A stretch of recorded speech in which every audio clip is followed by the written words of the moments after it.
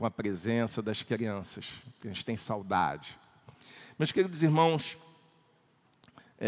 o tema da mensagem de hoje é uma frase que eu li num carro todo rebaixado, customizado, né? Esses carros que o pessoal põe aquelas caixas de som, que assim, quando liga aquele negócio, quem precisa dormir não consegue, né? Aqueles carros assim, bem equipados, né? E todo rebaixadão. E estava essa frase no vidro traseiro do carro. Essa frase, diga-se, é um atentado à língua portuguesa, né? Porque só numa frase pequenininha tem um monte de erro de português envolvido. Mas a mensagem dessa frase, né, me veio à mente para falar sobre o que nós vamos tratar nessa noite como reflexão.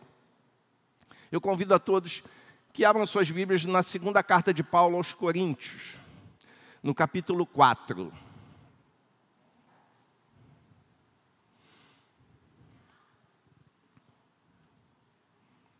Segundo aos Coríntios 4. E a gente vai ler o versículo 8 e 9. Os versículos 8 e 9. Segundo aos Coríntios 4, 8 e 9. Eu não falei do tema, da mensagem, da frase. A frase é: nós capota, mas não breca. Não sei se vocês já ouviram essa frase em algum lugar. Mas é: nós capota, mas não breca. Nós com I, nós, foi assim que eu ouvi. Nós capota, mas o mais com I, em vez de ser mais adversativo, para o pessoal aí que estudou, é o mais com I. Mas, na verdade, ele queria que fosse um mais com S, só sem o I. Mas, nós capota, a conjugação então está correta, a concordância está terrível, né? Mas é o tema da mensagem de hoje, né? Nós capota, mas não breca. É o que estava no carro e é o que a gente vai tratar hoje aqui, lógico, apenas como uma ilustração do que a gente realmente quer tratar. Nós capota, mas não breca. Segundo aos Coríntios 4, versículo 7 e versículo 8. Aliás, desculpa, é de 8 e 9, desculpem. Em tudo somos atribulados, porém não angustiados, perplexos, porém não desanimados, perseguidos, porém não desamparados, abatidos, porém não destruídos. Que Deus, nosso Pai, nos dê muita sabedoria, muito discernimento do Espírito Santo para entendermos a sua mensagem nessa noite. Amém? Meus irmãos, aqui no capítulo 4 de 2 Coríntios, Paulo está falando do ministério, da jornada da sua vida com Deus, com Cristo, com o Evangelho. E ele fala do poder de Deus e fala que esse poder é de Deus, não é dele. Ele fala que ele detém um tesouro que é toda essa maravilha que é a manifestação do amor de Deus, o Evangelho de Cristo e o seu ministério, mas sempre atribuindo a Deus todo o crédito, sempre atribuindo a Deus toda a autoria disso, toda a propriedade disso. E ele chega a dizer que ele mesmo, com a sua vida limitada, com seu corpo frágil, com sua vida, bastante efêmera, curta, com todas as debilidades que ele tinha, que um ser humano tem. Então ele fala que tudo isso, na verdade, contém algo muito mais maravilhoso, que é o próprio amor de Deus, o poder de Deus e o seu próprio ministério como alguém que fala desse evangelho maravilhoso. Então Paulo, sempre colocando as dificuldades que ele passa, ao mesmo tempo que ele coloca os livramentos que Deus dá, a companhia de Deus. Então ele coloca que as limitações dele podem ser bastante estreitas, podem estreitar bem a sua existência, mas ainda assim, com Deus, ele tem uma amplitude infinita. Então aqui Paulo está falando várias coisas que podem acontecer e que acontecem com ele, mas sempre colocando que ele pode estar atribulado, mas não angustiado, não perdido, não sem esperança. Ele pode estar perplexo, mas não desanima. Ele pode estar perseguido, mas não desamparado. Abatido, mas não destruído. Então ele vai colocando isso tudo aqui no texto, que daqui a pouco a gente vai esmiuçar mais um pouquinho. Mas o fato é que quando eu vi aquela frase do nós capota, mas não breca, eu lembrei desse texto aqui. Tudo bem que essa frase, além de ser um atentado à língua portuguesa, ela também é um estilo de vida perigoso. Porque quando o sujeito coloca lá no carro, nós capota, mas não breca, ele está dizendo o seguinte: pode vir a curva que for, pode vir a estrada, a pista que eu tiver, eu vou acelerar fundo e não vou frear. Eu vou entrar com coragem, vou assumir o risco. Eu vou entrar na curva, posso até capotar, mas eu não freio, porque a palavra brecar, ela é uma palavra de origem inglesa que foi abrasileirada. O break, de pausa, de freio, de parada, do inglês, acabou se tornando o brecar nosso, que é frear, pausar, dar uma parada repentina, nesse sentido. Então, o autor da frase, quando coloca no carro dele lá, que nós capota, mas não breca, provavelmente ele está dizendo: eu assumo o risco de capotar, mas eu não freio. Eu continuo acelerando, eu continuo na velocidade alta, eu continuo desafiando. Eu não reduzo a velocidade nunca. Mas isso é um bom estilo de vida? Será que viver assim, assumindo todos os riscos, sem olhar as consequências, isso é um bom estilo de vida? No seu extremo, não. Mas eu, assim, independente da origem, das intenções do autor da frase, quando ele elaborou e colocou isso no carro dele, ou que ele colocou numa música, porque tem letra de música que tem essa frase, que nós capota, mas não breca. Então, há músicas aí que usam essa frase. Independente do sentido que queiram dar, eu separei 3 sentidos para aplicar hoje aqui na nossa reflexão. O primeiro sentido é negativo, os 2 últimos são positivos. Eu poderia separar outros sentidos, eu poderia dar um sentido somente negativo para essa frase, como quem diz assim: eu assumo todos os riscos, vou viver e não quero saber. É um sentido negativo. Mas eu separei 3 sentidos diferentes desse, e que são sentidos que eu gostaria de chamar você à reflexão nessa noite. O primeiro deles é negativo. Nós capota, mas não breca, não é bom o tempo todo, porque frear é necessário. Primeira coisa na vida que eu tenho que aprender nessa noite como reflexão é que frear é necessário. É necessário frear, porque o freio, ele é um equipamento, um dispositivo de segurança necessário, fundamental até para os veículos de uma forma geral. Existem carros hoje que freiam sozinhos, Ele tem um sistema de segurança no carro que, mesmo que você não freie, mesmo que você não pise no pedal do freio, ele vai frear o carro, para você não atropelar alguém, para você não colidir com alguém. Porque o freio, ele tinha que ser e deve ser, no futuro, será para todos os carros, eu acredito, porque o freio é um dispositivo de segurança que não pode nem depender de quem está dirigindo. Ele é um dispositivo necessário, fundamental. Se o freio de um veículo não funcionar, certamente algo ruim vai acontecer, um acidente, um prejuízo, ou até uma fatalidade pode acontecer. Eu já tive situações em que eu pisei no pedal do freio e não senti o freio. Não sei se já aconteceu com vocês aí, que dirigem há muito tempo, mas vazou o fluido do freio, e eu pisei e o pedal foi até o fundo. É uma sensação terrível. Você querer frear, você acionar o freio e o carro não parar. Aí eu dei umas bombadas lá e parou o carro. Meu Deus do céu, aquele frio na barriga, aquela sensação ruim, aquele susto, coração batendo forte, mas o carro parou. Porque o freio é fundamental.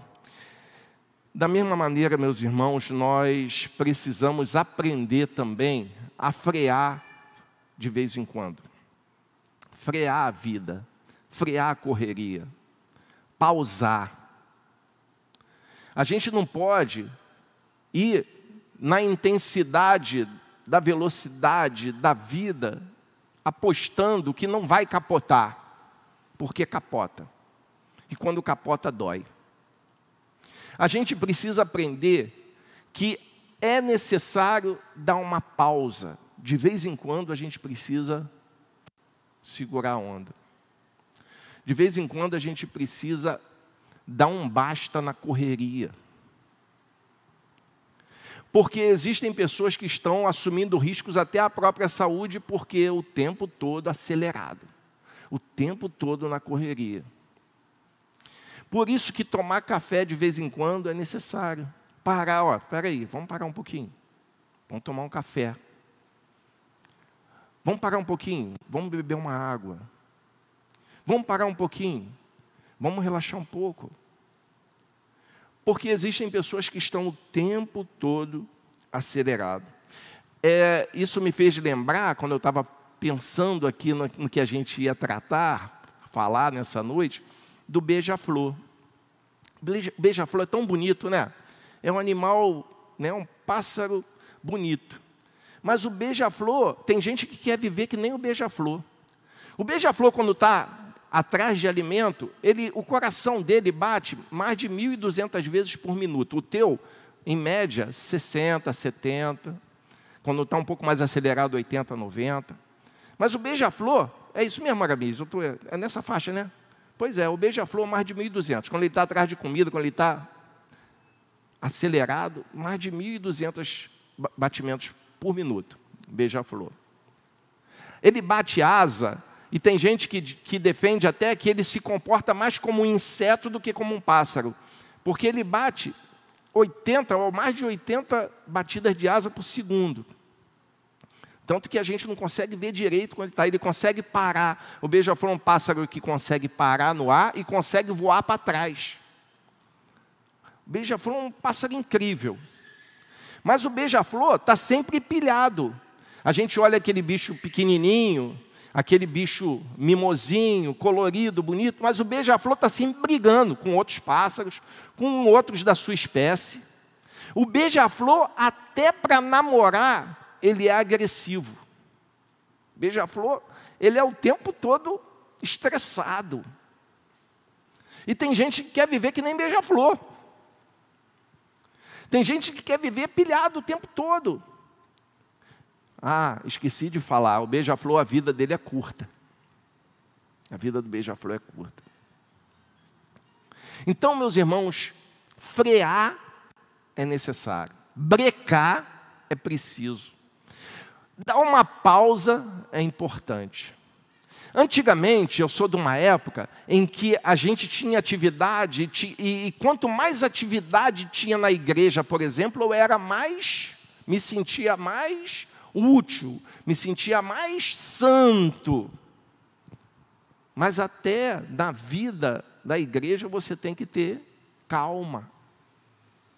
Tem que ter pausa. Quem me conhece, os líderes que me conhecem, sabe que eu não estresso ninguém, porque eu sei que no reino de Deus a gente tem que fazer as coisas com prazer. A gente tem que estar envolvido com alegria. O meu desejo é que todas as pessoas que se envolvem aqui na igreja, por exemplo, que fazem algum tipo de trabalho voluntário ou não, que estão envolvidos nos ministérios da igreja, tenham o mesmo sentimento que eu. Porque quando eu estou aqui com vocês, eu tenho uma alegria enorme.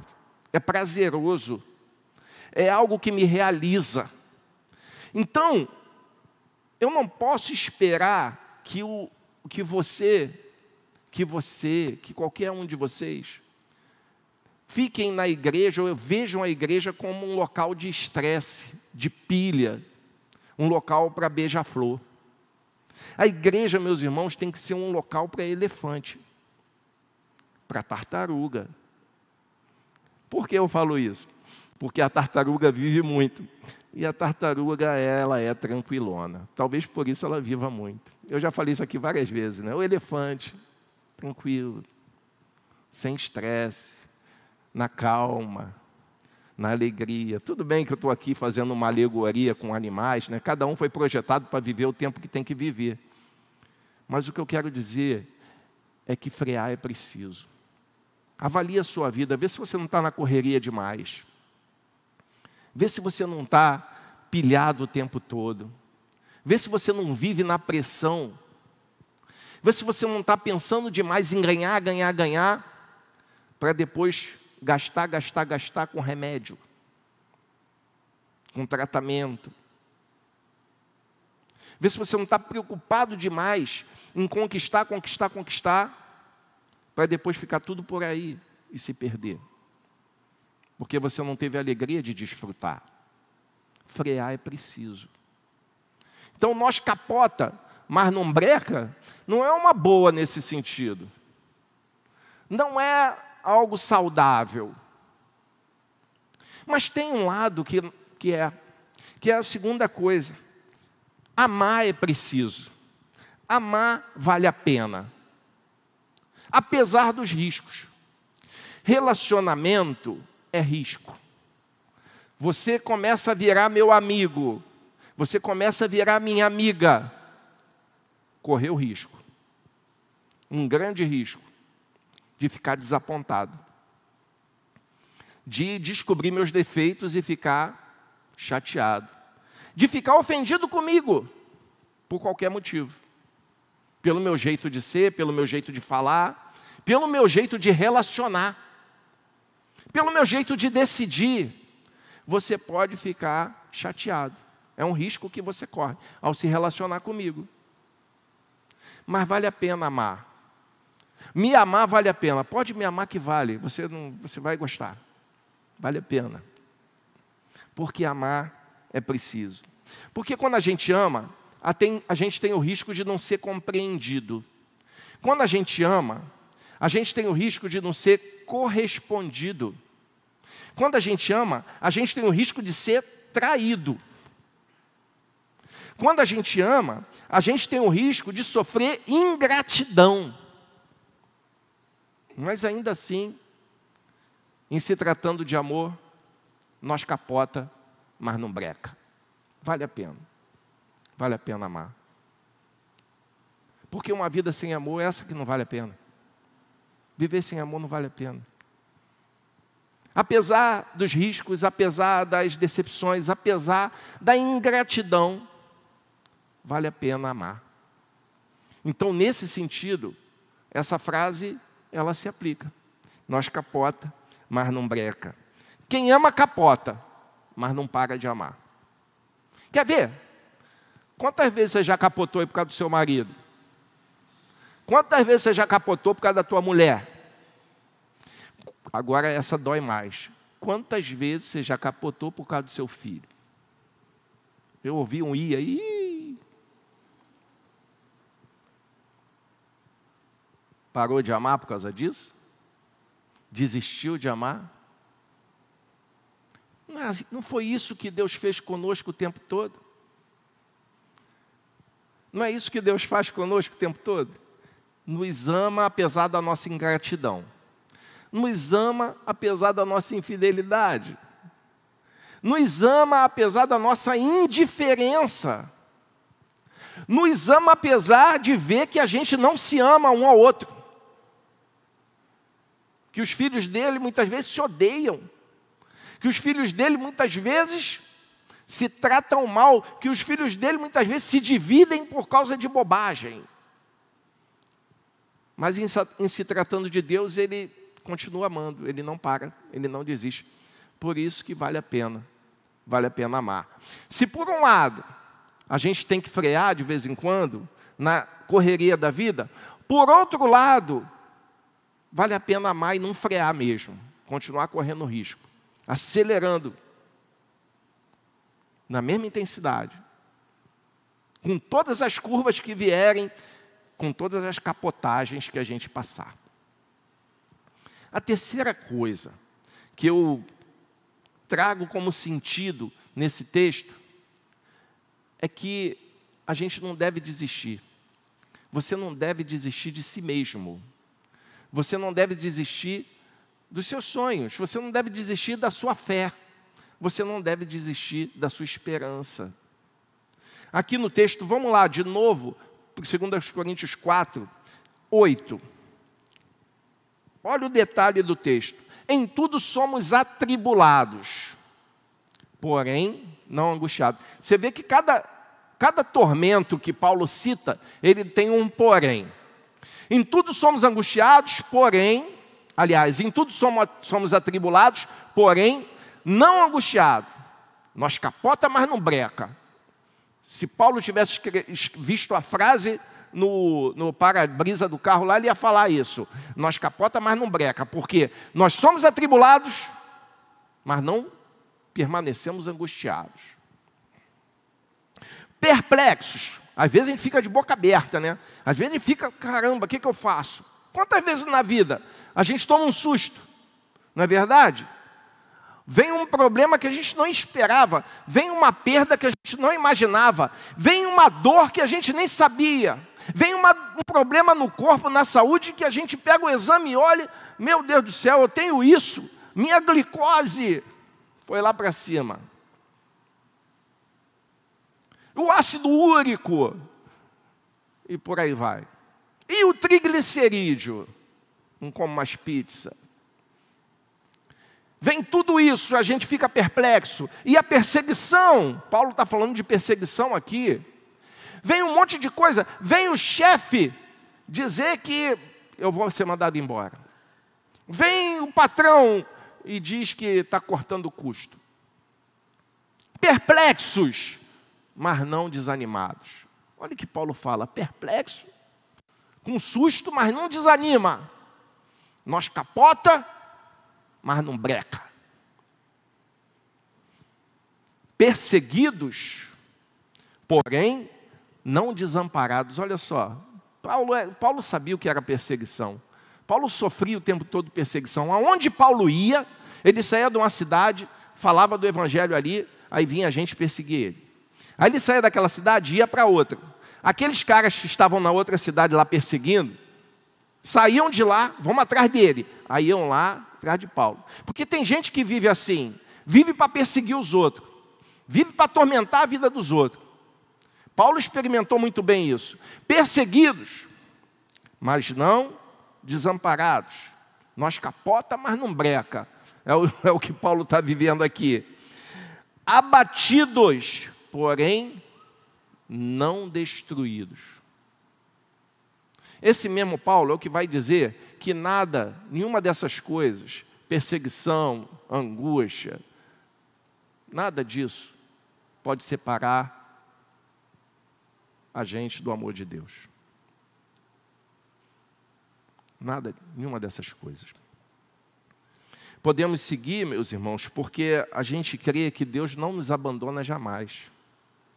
Quer ver? Lá no Salmo 27, eu aconselho você que está aqui hoje e você que está assistindo de casa, leia o Salmo 27. No versículo 10, tem algo que eu acho maravilhoso. O Grupo Aliança cantava isso aqui na igreja há alguns anos, né? Ainda que o meu pai e a minha mãe me desamparem, o Senhor me acolherá. Pode ser que o meu pai se esqueça de mim. Pode ser que a minha mãe se esqueça. Pode ser que os meus amigos me desprezem, se esqueçam de mim. Pode ser que eu não tenha ninguém, mas eu tenho tudo. O Senhor me acolherá. O Senhor é meu pastor e nada me falta. Ainda que o meu pai e minha mãe, se você puder imaginar que o seu pai e a sua mãe se esquecessem de você, o Senhor te acolherá. Eu vivi uma experiência quando eu era menino, muito novinho, que eu estava na escola e eu não ia para casa sozinho, eu ficava esperando alguém me buscar. E naquele dia, a pessoa responsável por me buscar era meu irmão mais velho. Meu irmão mais velho ainda nem adolescente era, um adolescentezinho, novinho também, 4 anos mais velho que eu, adolescente no máximo. Só que o meu irmão mais velho esqueceu de mim na escola. E eu fiquei lá esperando, estou vendo todo mundo indo embora, estou vendo meus colegas indo embora, a mamãe levando, o papai levando, todas as crianças saindo, e eu lá na escola, lá na frente da escola. A escola fechou, eu do lado de fora, sentado no meio-fio, e meu irmão não chegava. É uma sensação estranha de abandono, né? Você, naquela idade, né, acostumado, eu morava longe, eu precisava de alguém. Eu lembro que a gente tinha que atravessar uma linha de trem para ir para casa, e o meu irmão não chegava. A minha mãe não chegava. Eu já era assim, meio medroso, né? E eu fiquei meio em pânico ali, fiquei esperando. No final das contas, não chegavam, sozinho, e bateu uma baita dor de barriga. Aí juntou tudo, meus irmãos, o desespero é total. Até que meu irmão apareceu de bicicleta, me levou para casa. Mas até ele chegar foi uma sensação de abandono. Eu imagino que essa sensação que eu tive, muitas vezes nós, já adultos mesmo, sentimos por conta de não ver saída para uma situação, por conta de não ver aonde tirar recurso, por conta de não ver aonde buscar a solução para aquela condição que a gente está. E o salmista, que era alguém que se relacionava com Deus profundamente, ele retrata isso com uma propriedade enorme que a gente precisa tomar posse. Que ainda que todas as circunstâncias nos levem ao abandono, o Senhor nos acolherá. Ele nos recolherá. Ele não nos deixa abandonado. É o que Paulo está falando. O Senhor não o deixa abandonado. Concluindo, meus irmãos, na jornada dessa vida, a gente precisa de vez em quando dar uma pausa. Sim. Pausa da correria, pausa da busca o tempo todo por algo que a gente está sempre querendo, pausa do estresse, da pilha, da busca desenfreada que a gente tem por coisas, e a gente precisa frear mesmo. Não precisa capotar nessas situações. Agora, quando se trata de amar, ame intensamente, sem freio, com lucidez, com inteligência, mas continue amando. Continue amando, porque vale a pena, mesmo com os riscos. Em se tratando de amor, nós capota, mas não breca. E quando se trata de você mesmo, da sua esperança, da sua fé, da sua confiança em Deus, faça que nem Paulo. Em tudo atribulado, mas não angustiado. Perplexo, assustado, mas não desanimado. Perseguido, mas não desamparado. Abatido, mas jamais destruído. Porque em se tratando da fé no Pai, nós capota, mas não breca. Que Deus nos abençoe, que Deus abençoe a sua vida.